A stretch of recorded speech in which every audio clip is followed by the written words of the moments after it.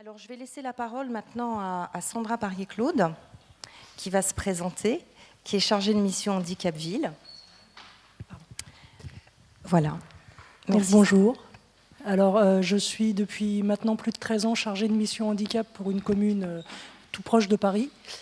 Et avant, j'ai été 11 ans journaliste dans le domaine du handicap. C'est comme ça qu'un certain nombre de personnes présentes ici, je les ai croisées plus d'une fois dans mon ancienne vie, notamment Anne-Sophie Parizeau, mais aussi d'autres personnes que je vois dans la salle.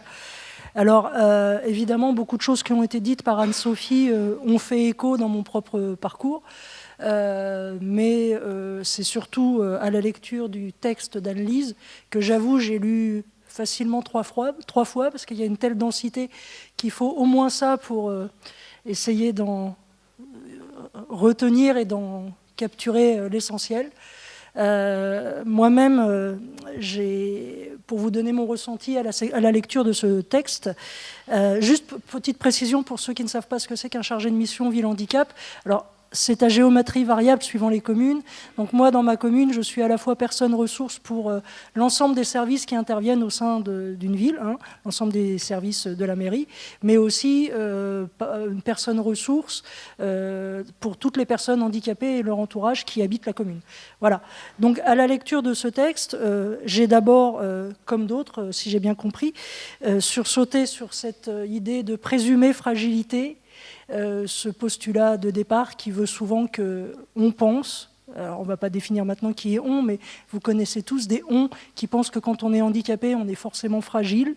Par ailleurs, je crois qu'on a toutes vécu ici en tant que personnes handicapées ou des personnes handicapées qu'on connaît, ces moments où dans la même seconde ou dans la même minute en tout cas, on passe de la personne vulnérable, fragile, à laquelle on est prêt à éventuellement même parfois à donner une pièce parce qu'on se dit que peut-être que si elle attend au coin de la rue, peut-être qu'elle fait la manche. Non, elle attend comme n'importe qui d'autre, mais voilà, parfois ça peut arriver. Et quand vous vous entretenez avec cette même personne, d'un seul coup, elle se rend compte qu'éventuellement, même si vous êtes en fauteuil, même si vous êtes malmarchant, même si vous êtes aveugle, vous parlez, vous avez éventuellement un cerveau, une pensée, des idées, et vous passez dans la même minute de la personne vulnérable au super-héros, à la personne pleine de force et de volonté. Donc tout ça pour dire que la personne vulnérable n'est pas toujours celle qu'on croit ou celle qu'on présume telle. Combien de fois on m'a interpellé dans mon quotidien, aujourd'hui encore beaucoup dans ma pratique professionnelle, sur cette présumée volonté.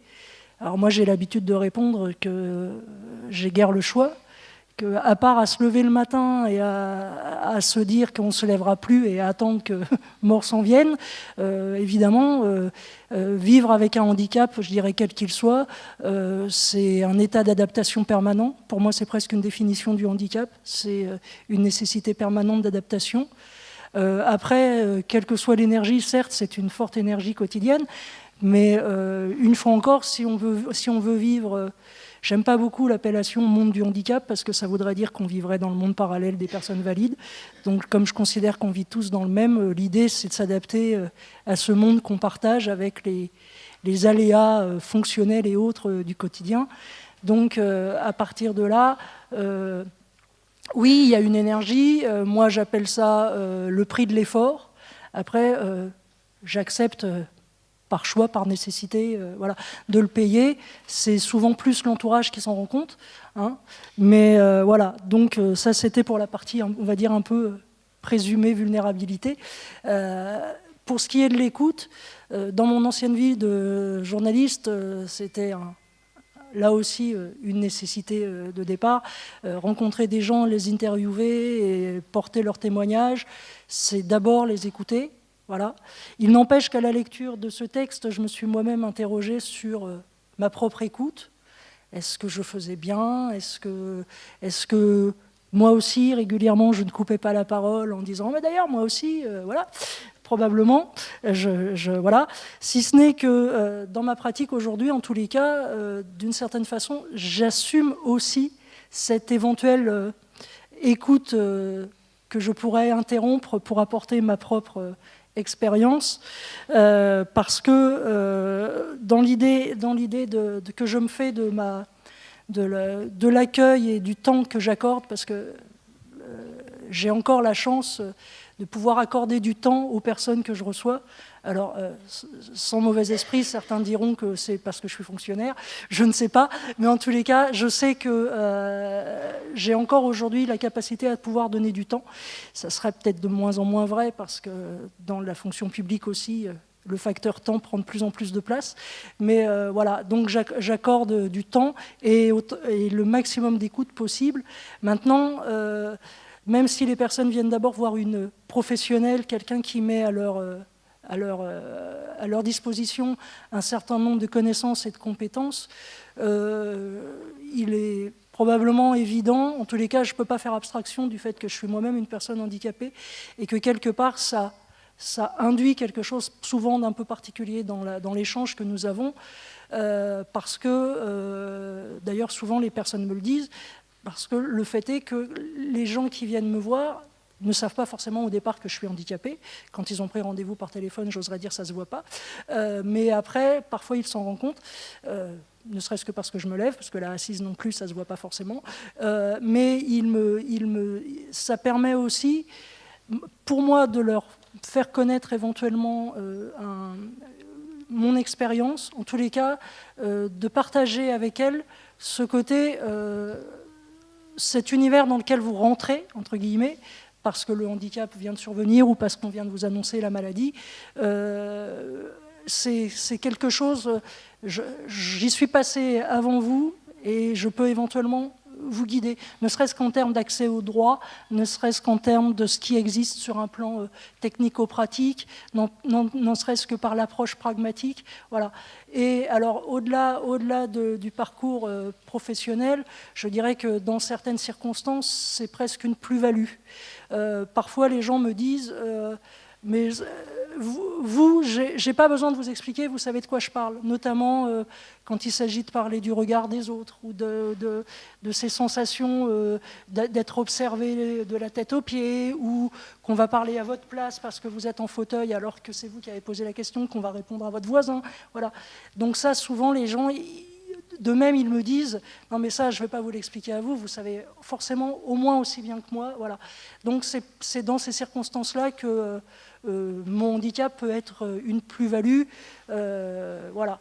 Donc, c'est vrai que c'est... Et puis peut-être aussi dans une certaine notion de pair-émulation, notamment, quelqu'un a parlé tout à l'heure du statut de travailleur handicapé. Souvent les gens m'interpellent sur le fait que moi-même je suis donc handicapée, mais qui viennent me voir en tant que professionnel, donc que je travaille depuis longtemps, et beaucoup parmi ces personnes viennent me voir pour ce fameux statut de travailleur handicapé avec la grande interrogation, est-ce que je le fais, est-ce que je ne le fais pas, est-ce que ça va me porter préjudice, est-ce que j'ai intérêt à le faire alors que pour l'instant ça ne se voit pas, une fois que je l'aurai, est-ce que je dois le dire à mon employeur. Donc voilà, tout ça, ce sont des aspects qu'on aborde.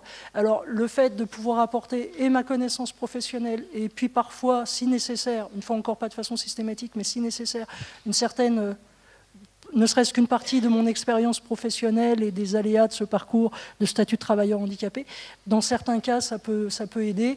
Des fois, j'ai même l'impression que ça rassure. Parfois, j'ai l'impression, et j'ai même la certitude, que ça crée une relation de confiance. Et une fois encore, je crois que pour beaucoup, c'est souvent ma plus-value, notamment sur cette idée de ce qu'il n'est pas nécessaire de dire, ou à l'inverse de celle qu'on va me dire à moi et qu'on n'aura pas dit à mes collègues. Ou non mais ça je peux vous le dire à vous parce que vous me comprenez. Vous voyez, ça marche un peu. Voilà. Et donc l'écoute, c'est forcément... moi je sais que c'est des moments très importants. C'est parfois long. Hein. Il y a des fois des gens que je reçois 1 heure, 1 heure et demie. Parfois ils viennent plusieurs fois, entre le moment où ils viennent poser quelques questions et le moment où ils vont éventuellement, par exemple, se décider à rentrer dans le parcours MDPH avec cette fameuse reconnaissance médicale incontournable.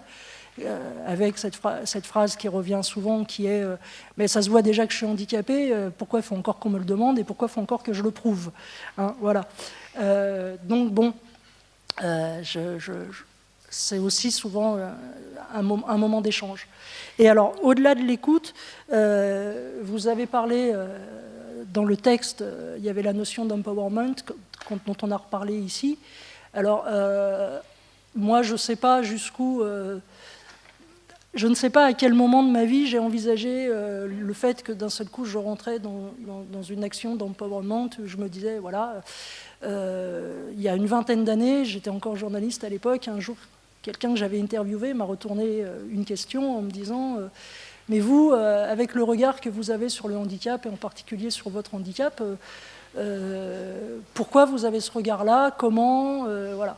Et alors ma première réaction a été de penser, moi aussi j'avais une maman rebelle, alors je ne sais pas si c'est une connexion, une obligation, le côté rebelle des parents, mais je pense que par certains aspects, quand on est un enfant handicapé, excusez-moi s'il y a des parents dans la salle, mais il m'est arrivé parfois de penser que les parents dans ce domaine pouvaient être le pire et que parfois ils pouvaient être le meilleur. Je suis prête à expliquer pourquoi, si vous voulez un jour, mais voilà. Enfin, ce n'est que mon point de vue. Hein. Mais, et notamment par ce côté rebelle. À ma maman aussi, on a dit, quand j'étais bébé, cet enfant-là ne saura probablement jamais ni marcher, ni lire, ni écrire. Placez-la dans des endroits pour elle et faites-en d'autres, vous êtes jeune. Donc, voilà. Comme j'avais une maman qui, quand on lui proposait la porte, elle avait tendance à passer la fenêtre si la porte ne lui convenait pas. Donc, voilà, probablement que je tiens de ça. Voilà. Après, sur cette notion d'empowerment, pour répondre à la question que la personne me posait, je lui ai dit, écoutez, mon handicap est survenu à la naissance. Il m'a été imposé comme une valise qu'il faudrait que je trimballe tout le long du voyage. Je me suis dit, ça pourrait être un fardeau. J'ai décidé d'en faire un bagage. J'ai jamais pensé que je travaillerais dans le domaine du handicap. Il y a des gens ici qui me connaissent depuis longtemps, mais moi, quand j'avais 20-25 ans, quand j'ai fait mon école de journalisme, je voulais être chroniqueuse judiciaire. Mon héros, pour les plus anciens, c'était Frédéric Potcher. Donc, vous voyez, ça, voilà, que j'ai eu la chance de rencontrer, pour tout vous dire. Ça reste un des grands moments de ma vie de jeune femme étudiante. Et à partir de là, c'est les circonstances de la vie, c'est les personnes autour de moi qui n'étaient pas handicapées, qui souvent me disaient, mais tu sais, en gros, tu es la seule personne handicapée qu'on connaisse au quotidien. Il y a 25 ans, il y avait encore moins de personnes handicapées dans la rue et elles étaient moins présentes dans la cité et dans ma vie étudiante encore moins. Tous ceux qui ont été, ne serait-ce qu'en tant que touristes à la Sorbonne, peuvent envisager pourquoi il n'y avait pas grand monde à circuler avec un handicap dans la Sorbonne, mais j'assumais là aussi ma singularité et je faisais avec l'environnement. Et donc, souvent, ce sont des personnes pas handicapées qui m'ont amené à me pencher sur le sujet du handicap à titre professionnel et pas uniquement personnel. Donc aujourd'hui, je ne sais pas où j'en suis de mon empowerment, si ce n'est que je m'implique dans ma vie professionnelle, en étant aussi depuis maintenant plus de 10 ans intervenante au CNAM. Donc j'essaye de faire partager mon expérience, mes connaissances et mes compétences professionnelles, mais aussi mon expérience personnelle pour ce qu'elle peut avoir pas forcément d'universel, mais il y a forcément des chemins communs et des zones communes qu'on peut apprendre à traverser ensemble, surtout pour les plus jeunes. Je pourrais conclure là-dessus. Parfois, il m'est arrivé d'aller dans des établissements et je rencontre des jeunes parents, enfin en tous les cas des parents de jeunes enfants handicapés qui me disent « c'est bien de vous rencontrer », surtout quand je leur explique, par exemple, que j'ai été une ancienne enfant dans cet établissement. C'est bien d'envisager à travers vous que notre enfant puisse grandir, avoir une scolarité et avoir une vie professionnelle et sociale parmi les autres. Donc, si mon existence quotidienne ne sert déjà qu'à ça, ça peut tout à fait me convenir. Voilà. Merci Sandra.